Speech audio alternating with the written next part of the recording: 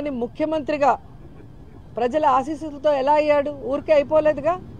మరి నువ్వు కనీసం 2 చోట్ల నించుంటే 2 చోట్ల కూడా ఎమ్మెల్యేగా గెలవలేకపోయావు అంటే అర్థం చేసుకోవాలి. ఈరోజు సిగ్గుచేటు ఏంటంటే ఒక పార్టీ ప్రెసిడెంట్గా ఉండి 24 సీట్లకే పరిమితం అయిపోయి మళ్ళీ క్యాడర్ని తిడతాడు. మనకెక్కడుందయ్యా బూత్ కమిటీలు?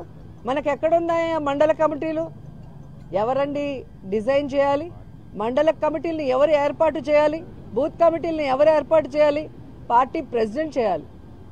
నువ్వు పార్టీ ప్రెసిడెంట్ అని పేరుకే తప్ప ఏ రోజైనా పార్టీ నిర్మాణ పనులు చేసావా? నీ తప్పును ఈరోజు కార్యకర్తల మీద, జన సైనికుల మీద రుద్దాలని నీ ఫ్రస్ట్రేషన్ని చూపించడం అనేది సిగ్గుచేటు.